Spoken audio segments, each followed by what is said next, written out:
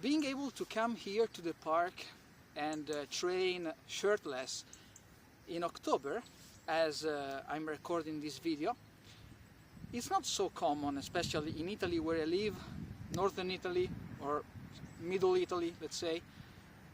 And I always take the opportunity to come to the park, and especially when there is nobody around, I always feel like it's rejuvenating to calm my mind, to give freedom to my thoughts, and being able to avoid the hectic life that I have every day when I have to go to work, driving a car in the traffic, especially where I have to go to work, which is 20 kilometers from here. You have to cross some definitely gridlocked streets, so it's quite challenging to do that from Monday to Friday.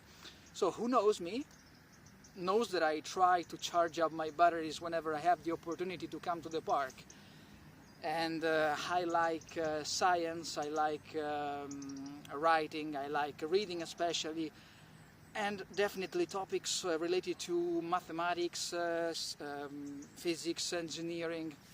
So I always try to detach from my everyday life and to go to a world far from that, where I can live in peace with my mind, with my thoughts.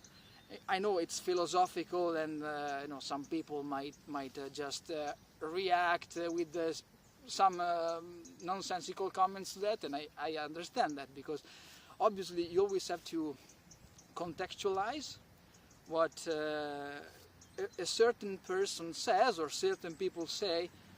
You have to contextualize that to their own life, and everybody has their own lives. It's very different, and you know, this is just like some rant, but I like you know, giving freedom to my thoughts in nature. I like training, especially now that I'm in my 30s. I appreciate the fact that you need some time for yourself, especially to dig deeper into yourself and to understand the relation also between stress and how that you know, affects your mindset, how it negatively contributes to your mindset. There are hormones that are released in your body when you are stressed, like cortisol, and that's well known. I'm not going to lecture anyone, but especially now that I'm in my 30s, I feel that. I feel that you know, everyday stress negatively affects my mind, my thoughts. So I know that this seems like a stupid video where I just basically give freedom to my thoughts, but I like that. To be honest, I like speaking or thinking in nature when there is nobody here. I really like the fact that there is nobody here, and I can also read interesting things on science, mathematics, physics, and I don't have the pressure to do anything quickly, fast, and I try to find several possibilities for my life where I can go, I can move forward, and I try to reason on my own path and what I can do to improve my life.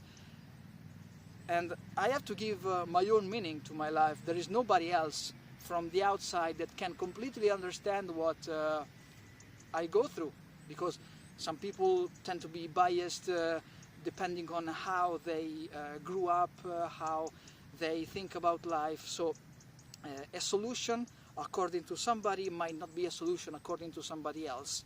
And in my opinion, in one's life, there is not just one solution. Of course, you have to optimize your life depending on several factors, and it's not easy to make some decisions, because you might be affected by different factors, and you can move in one direction or in the other, and you can get positive results both ways. Sometimes when you move in one direction, you're going to lose something or gain something, but if you move in the other direction, maybe you're gaining something else and you're losing something else. So it really depends on several factors, and there is not a perfect solution to everything. But in my opinion, when you move in a certain direction, if you are willing to optimize your life, then you can tweak with it, you can make your adjustments, and you have to be open to making mistakes, of course. Now, in this short video, I would like also to mention the fact that when you try to improve yourself, of course you have to make mistakes. Of course, as I said, there is not just one solution. You can move in different directions. But I really want to stress the fact that managing your thoughts, giving yourself time, and allowing your body to get rid or tackle the stress that it goes through, in my opinion, it's fundamental. It's incredible. And I know that this is something that many people say. But one thing is to say that, and the other thing is to actually do it. And I realized that because even when I was younger, when I was in my 20s, even in my teens, maybe less when I was in my teens, but more when I was in my 20s, I realized that actually I studied a lot also the psychological aspects of how our body functions, and how to improve, how to relieve your body of stress and so on. But actually, to be honest, I found myself overwhelmed in different situations, and I couldn't really understand what was not going perfectly well. Sometimes I got stressed even without realizing that. So, in my opinion, this is something that it's worth considering. Sometimes you just have to try to turn your mind off, and come on, mosquitoes, go away. This is actually a fly, but never mind. When I realized it was a little bit too late, because I was already stressed, and I realized that it took even some months or some weeks at best to get back on track, and sometimes after several months I got back to that situation where I was just stressed out. Maybe because I studied too much, maybe because I wanted to do many things at once. And nowadays, especially in this kind of world where everything is hectic, everything is quick, everything is fast, you are connected to everybody. You need to be on alert every single day, every single hour, every single minute. And this is going to take a toll on you, even if you don't realize it. And especially nowadays, I realize it, I think, very well. I see that I need to switch off. I need to I wouldn't say to turn off my phone, because sometimes it's almost impossible to do that, because you have some obligations towards somebody else, so you need to be reachable. But in my opinion, I try to develop some techniques during my life, during my everyday life, to be able to cope with stress. And some people do meditation. I do my own meditation. Everybody can, in my opinion, develop their own ways, their own methods, and find their own routes. But I see that it's fundamental nowadays to give yourself time to understand also that you need to be able to relax. And I know that this sounds like some stupid advice, because it's definitely there. You need to do it. It's written in stone, maybe because many people are saying that. But as I said, in my opinion, one thing is to think that, one thing is to do that. So action is like maybe one word that can summarize that, of course. And I also noticed that, of course, I need to follow my passions, even if my work is not at all, let's say, inclined in that direction, like towards my passions. I studied engineering, but my actual passions are more related to science in general, to writing articles, to study articles.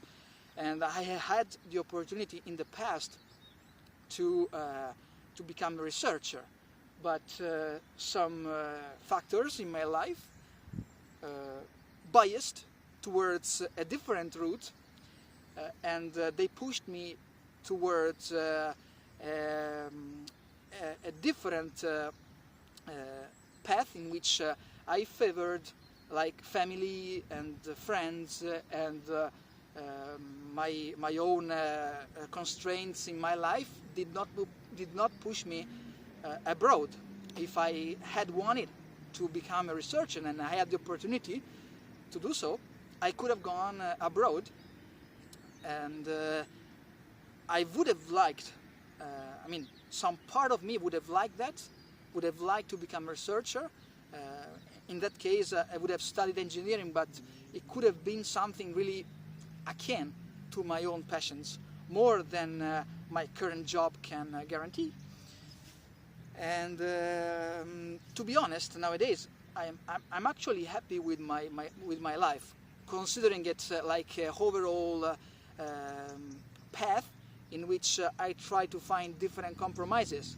Maybe I have like 80% like family and 20% work. This is like my affinity towards different factors. Like I tend to favor my family over my current job. And if I had chosen to go abroad, probably I would have been like 0% family and 100% focused on my job.